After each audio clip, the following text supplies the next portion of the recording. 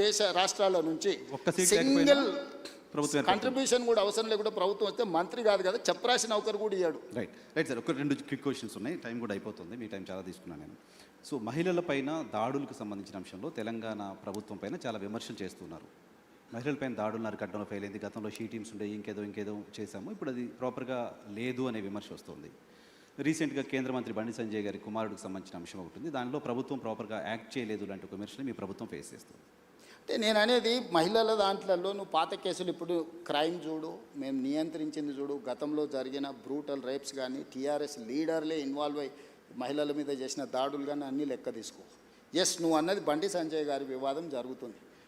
మొట్టమొదట 8th రోజు 8వ తారీఖు రోజు రాత్రి 7:30 గంటల 8 గంటల ప్రాంతంలో వాళ్ళ మదర్ పేట్ బషీరాబాద్ పోలీస్ స్టేషన్కి వచ్చి ఒక ఫిర్యాదు చేసింది, మా అమ్మాయి మీద లైంగిక దాడి జరిగింది, మీరు ఫిర్యాదు చేయండి అని.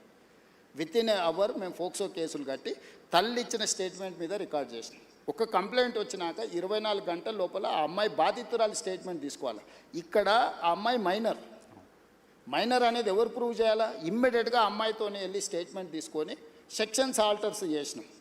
10th రోజు ప్రధానమంత్రి ఇక్కడికి వచ్చింది. మేము ఎక్కడికి వెళ్ళాలి? ప్రధానమంత్రికి 9-10 తారీఖు 10,000 మంది పోలీసులతో రక్షణ కల్పించాల్సి వచ్చింది. ప్రధానమంత్రి గారు ఒక్క ప్రోగ్రామ్ అటెండ్ కావాలి, 6 ప్రోగ్రాంలు అటెండ్ అయ్యారు.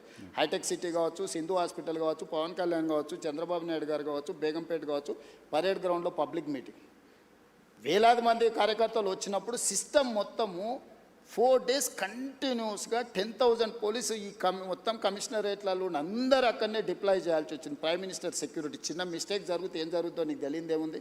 అందులో హైదరాబాద్ హై సెన్సిటివ్ సిటీ, రకరకాల దేశంలో ఏ మూలన ఐఎస్ఐ దాడులు జరిగితే కూడా దాని మూలాలు అప్పుడప్పుడు హైదరాబాద్లో వెళ్తూ ఉంటాయి.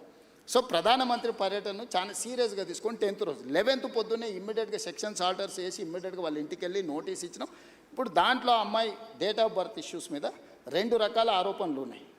2 రకాల ఆరోపణలు ఉన్నప్పుడు ఇప్పుడు బండి సంజయ్ వాళ్ళ కొడుకు కూడా పోయి పోలీస్ స్టేషన్లో అంతకంటే ముందే కంప్లైంట్ ఇచ్చిన. వాళ్ళు కంప్లైంట్ ఇచ్చిన తర్వాత 2 గంటల తర్వాత వీళ్ళు వచ్చి కంప్లైంట్ ఇచ్చారు. ఇప్పుడు అతనిచ్చిన కంప్లైంట్ కరీంనగర్లో ఇచ్చిండు, వీళ్ళు ఇచ్చిన కంప్లైంట్ సైబరాబాద్లో ఇచ్చిండు. కంప్లైంట్స్ను బేరీజ్ వేసుకోవడమే కాకుండా ఇప్పుడు అందులో ఉన్న ఆరోపణలని ఆ అమ్మాయి స్టేట్మెంట్ తీసుకోకుండా ఫోక్సో కేసులో పర్టికులర్గా మైనర్ గర్ల్ విషయంలో అమ్మాయి స్టేట్మెంట్ తీసుకోకుండా ముందుకు వెళ్ళడానికి లేదు. ఇమ్మీడియట్గా అమ్మాయి స్టేట్మెంట్ తీసుకొని సెక్షన్స్ ఆల్టర్స్ చేసి ఇమ్మీడియట్గా నోటీస్ ఇస్తే అతను అబ్స్కాండ్లో ఉన్నాడు. సో ఈరోజు మేము చేస్తున్న దాంట్లో చట్టబద్ధంగా ఒకవేళ అడావిడికి వెళ్ళి మేము ఇంటి మీద పడి 1,000 మంది పోలీసులను పంపిస్తే మీరేమంటే రాజకీయ వివక్ష. ప్రధానమంత్రి సభ విజయవంతమైనందుకు రేవంత్ రెడ్డి గారు భారతీయ జనతా పార్టీకి భయపడిపోయి బండి సంజయ్ మీద పోలీసులతో దాడులు చేయించడానికి మళ్ళీ మీరే మాట్లాడేటోళ్ళు. సో ఇప్పుడు ఎవరికి మా ప్రభుత్వంలో నేను మీకు చెప్తున్నా, అది సినిమా స్టార్లు అయినా సరే, ప్రజాప్రతినిధులైనా సరే, వాళ్ళ పిల్లలైనా సరే, ఎవ్వరికి మినహాయింపు లేదు.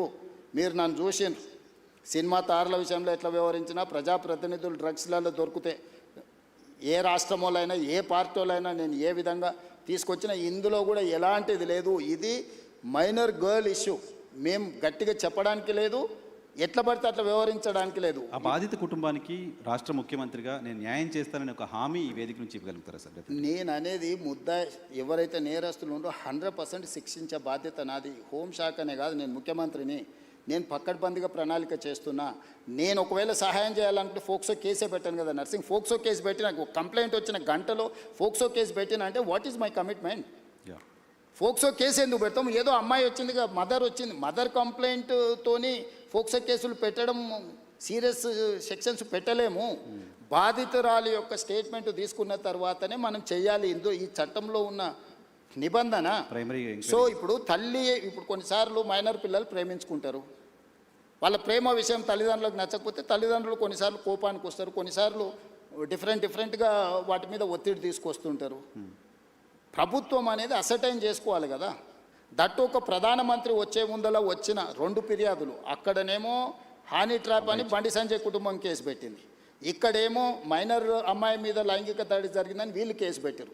రెండింటిని పరిశీలించడానికి పోలీసులకు కనీసం 24 గంటలని పడితే వాళ్ళు ఇచ్చింది రాత్రిపూట. ఒక ఆయన 8వ తారీఖు 5 గంటలకు ఇస్తే ఇంకొకరు 8వ తారీఖు 9 గంటలకు ఇచ్చారు.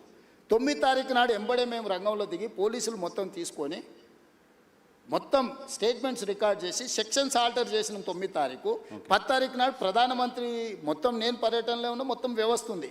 11 పొద్దున్నే నేను సమీక్ష చేసి ఒక ఉమెన్ ఐపీఎస్ ఆఫీసర్ని అపాయింట్ చేసి కంప్లీట్గా డీటెయిల్ చేసి సెక్షన్స్ ఆల్టర్ చేసి బండి సంజయ్ ఇంటికే కాదు, బండి సంజయ్ బావమరిది ఇంటికి ఢిల్లీలో కూడా అందరినీ 5 పోలీస్ టీంలను ఈరోజు పంపించినాం. ఓకే. ఎక్కడన్నా ప్రభుత్వం కేసుని ఏమైనా డైల్యూట్ చేసిందా?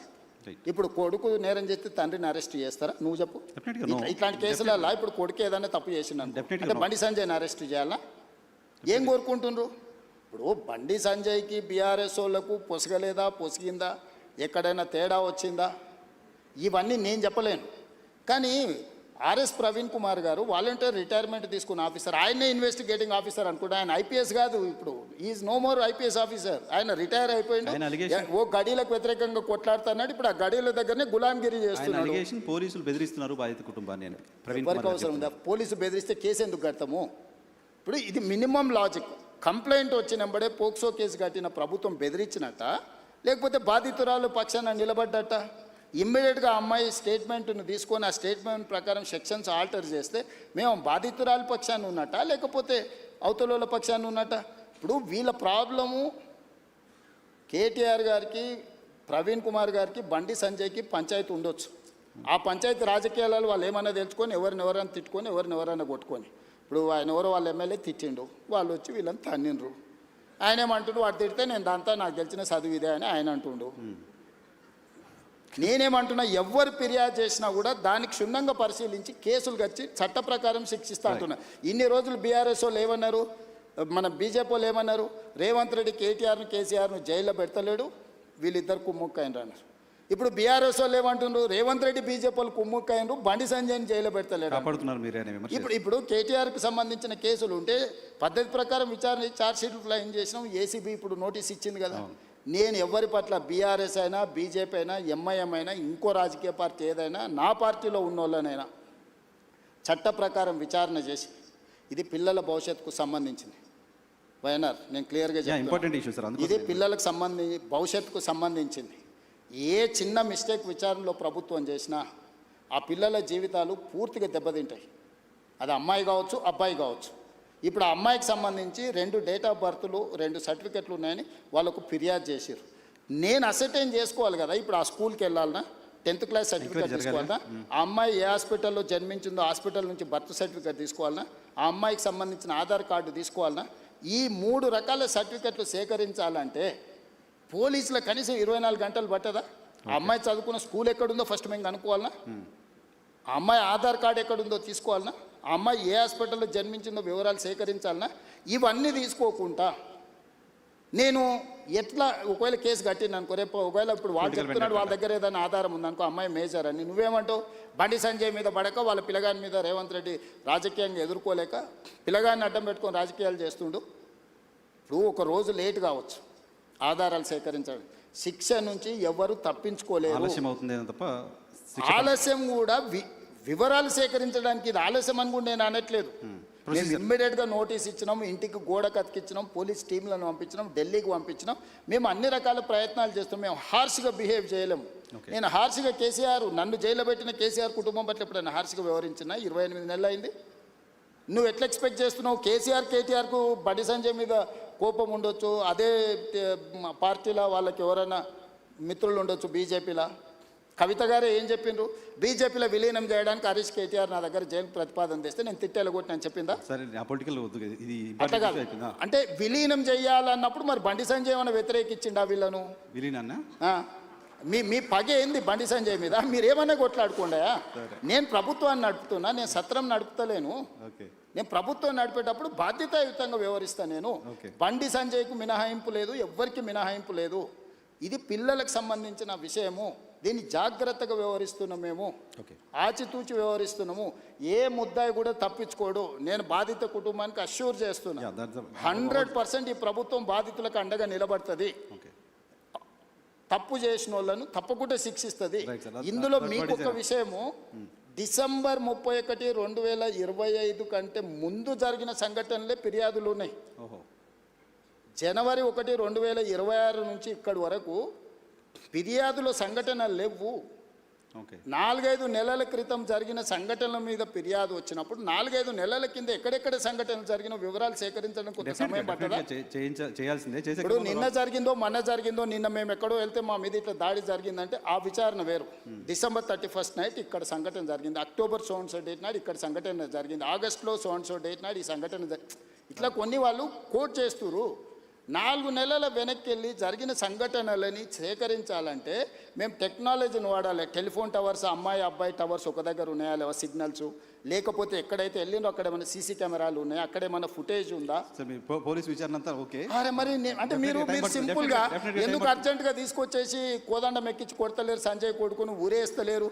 ఈ ఈ ఈ అంటే ఏమంటారు, ఇది ఇది ఎట్లా ఆన్సర్ చేయాలి నేను? సరే, దాని గురించి ఎక్కువ డిస్కషన్ వద్దు. ఒకటి జనరల్గా ఆన్సర్ చేయాల్సింది ఏంటంటే, భారత హోంశాఖ మంత్రి కొడుకు కేసు అయిన తర్వాత పారిపోవడం ఏంటి? అది చాలా తప్పు. అది బండి సంజయ్ గారు నైతిక బాధ్యత తీసుకొని కొడుకుని ఎంబడే విచారణకు పంపించాలి. నేను కూడా సూచన చేస్తున్న ప్రజాప్రతినిధిగా ధైర్యంగా ఎదుర్కోవాలి. పారిపోతే పరిష్కారం కాదు కదా. నేను బండి సంజయ్కి సూచన చేస్తున్నా. బండి సంజయ్ కూడా కష్టపడి కింది నుంచి కార్యకర్త నుంచి అక్కడికి వచ్చిండు. కొడుకు తప్పిదం వల్ల ఆయనకు తలవంపులు వచ్చినాయి. కానీ బాధ్యతగా నిలబడి తప్పైనా ఒప్పైనా నిలబడి జవాబు చెప్పాల్సిన బాధ్యత ప్రజాప్రతినిధిగా బండి సంజయ్ మీద ఉంది. దాని నుంచి ఆ బాధ్యత నుంచి బండి సంజయ్ తప్పించుకోలేడు. నేను ఈ వేదిక మీద నుంచి బండి సంజయ్ గారికి సూచన చేస్తున్నా, తక్షణమే నీ కొడుకుని తీసుకొచ్చి పోలీస్ స్టేషన్లో నువ్వే అప్పచెప్పు. దానివల్ల నీ గౌరవం పెరుగుతుంది సమాజంలో. విచారణను ఎదుర్కోమనుండ్రి. తప్పో ఒప్పో విచారణ అధికారులు తెలుసా, నిజాయితీ కలిగిన అధికారులను వేసిన విచారణ ఎదుర్కొని నిలబడు. అంతే తప్ప పారిపోతే ఆదర్శంగా ఉండాలిగా. ఇప్పుడు మేము ఇవన్నీ ఏజ్ ఇవన్నీ అసర్టైన్ చేసుకున్న తర్వాత కంప్లీట్గా అగ్రెసివ్గా పోలీస్ బిహేవ్ చేస్తారు. ఓకే. ఇప్పుడు ఇవన్నీ అసర్టైన్ చేసుకొని నోటీసులు ఇచ్చినాం, వాళ్ళకి సమయం ఇచ్చినాం.